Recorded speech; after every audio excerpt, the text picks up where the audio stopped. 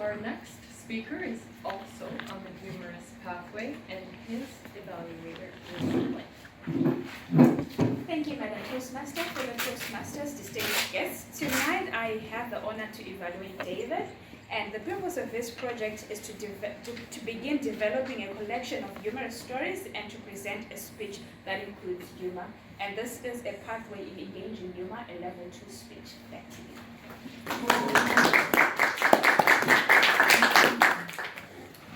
David T. Shaw has degrees in both philosophy and psychology and has always been interested in how people understand and react to the truth. Tonight he'll describe a theory known as cognitive dissonance and a technique that will aid in overcoming it. David has entitled his speech, Can We Handle the Truth? Please help me welcome David T. Shaw. Can we handle the truth? Can we handle the truth?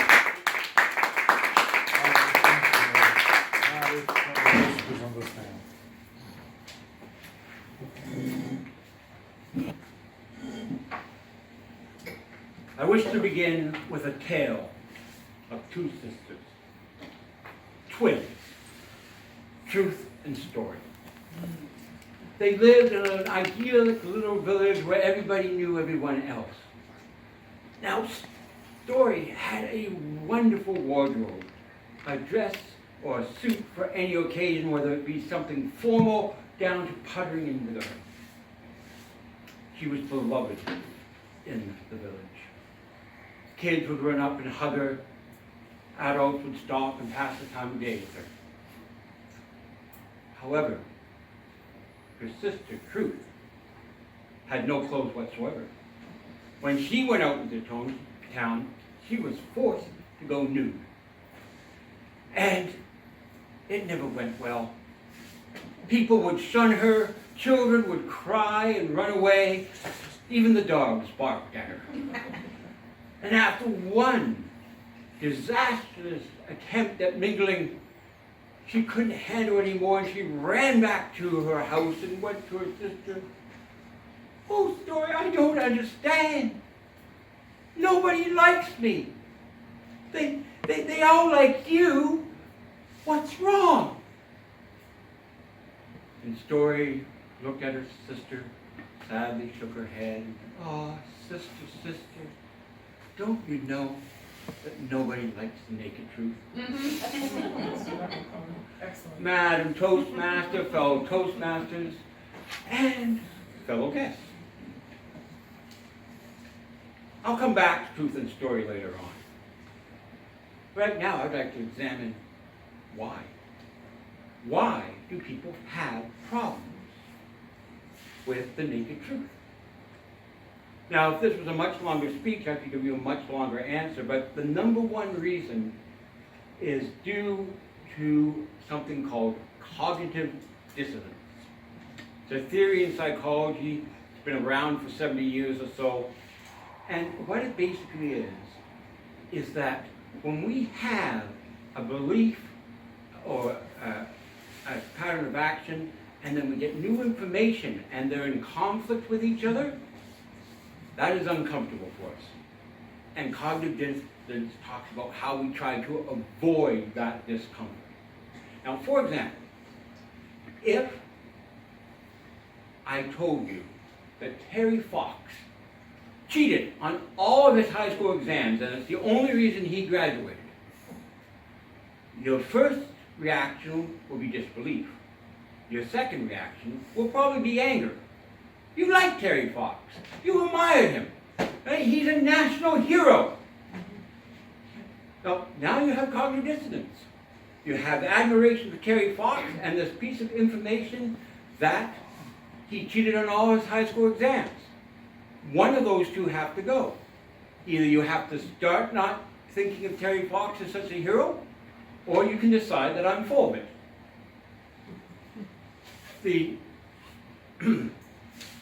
Now, if I had told you that Mortimer Snerd cheated on all his examinations, you wouldn't get angry. You might even believe me. And that's because, unless you remember that Mortimer Snerd was a companion of Edward Bergen, the ventriloquist, Oh, thank you. you know nothing about murder mystery.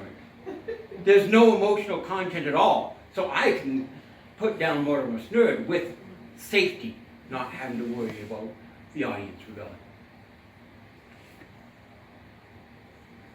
Whenever you get information that conflicts with what you already have, if it's information that you cherish, you will tend to either discount the information or rationalize it or explain it away. Which brings us to the problem of giving a speech to a crowd of people. You're trying to convince them of something. And if you tell them something that they don't want to believe because they already have a set of other beliefs, you have to do something about it. Now, in my opinion, the most important thing to remember about cognitive dissonance is that it deals with emotion. The difference between insulting Terry Fox and insulting Mortimer Snurd is you have emotional attachment to one of those people and not the other. So you need to introduce emotion yourself. Facts will not be enough. So you use a story. This is not a radical idea. Aesop used it in his fables, Christ used it in the parables, TV commercials use it to sell shampoo. Right? You give emotional content. You either focus on one small part of the bigger picture to personalize it, or you use an allegory, a story that doesn't seem to have anything to do with what you're actually going to be talking about. And the beauty thing of the allegory is that people cannot bring up emotional content because they don't know what you're talking about yet. And they may react emotionally to your allegory, and then you hit them with how it affects them in real life. Trying to change somebody's mind using sweet reason alone is usually a failing proposition. You need a story to bring in emotion, which, by the circuitous route, we come back to.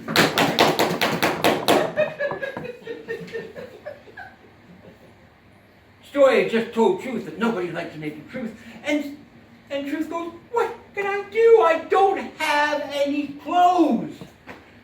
And Story said, oh sister, have some of mine. And Story took one of her most lovely outfits and helped Truth into it. And she went, oh, sister, you look so lovely. And sent her out into the town. And Truth found out that adults would approach her and give her the time of day. And children no longer cried. And the dogs even let her pet them.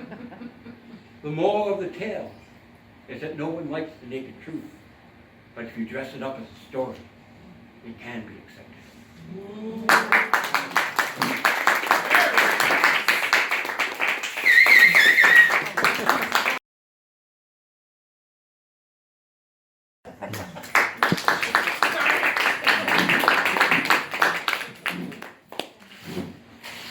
And now I'm calling on Millie to evaluate David.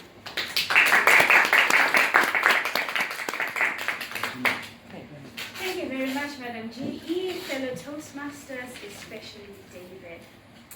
Tonight, I will be using the oil method to evaluate you. Overall, a point for improvement and what I loved and liked.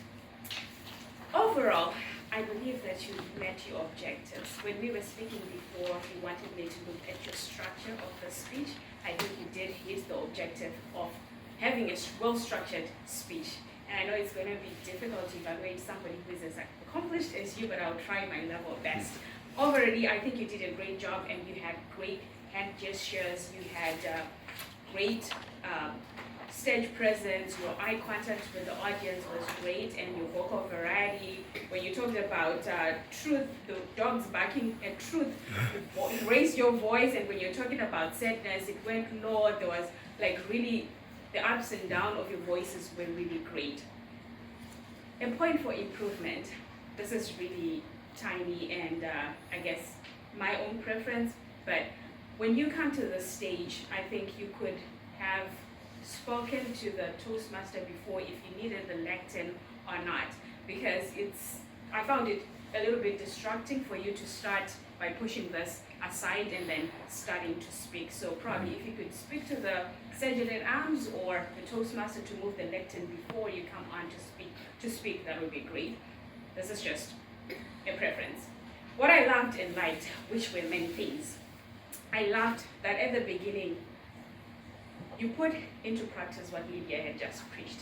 You came here and you stood, you relaxed, and you looked at everybody. You got your audience attention. I really loved that. Number 2, I observed that you related your initial story to what you were going to tell us. First of all, I wasn't sure what truth and story was all about. And then when you saluted the Toastmaster and then you began your story was really complex and with a lot of psychological jargon some people might not understand, but the fact that you brought in a story at the beginning and then linked it to your topic, I thought that was a really nice job you did there. At the same time, when you concluded, you brought us back to the story. I really loved that. And you left us with a caught naked truths, a better dressed. What stories? I think I got that right. Okay. And also you gave statistics in your speech, like cognitive dissonance, I hope I pronounced that correctly, has been in existence for 70 years. People often believe when there are numbers, when there are statistics to support what you're saying. If you don't have statistics, then it's very difficult for a person to believe what you're saying. So good job on that. And you also gave examples. Terry Fox and the other chap that you talked about. I don't know them, but I think that was really great that you gave examples that we can relate to. Overall, I believe you did a great job, and I cannot wait to listen to you. Probably I might visit Ambitious City and listen to you speak. Back to you, Madam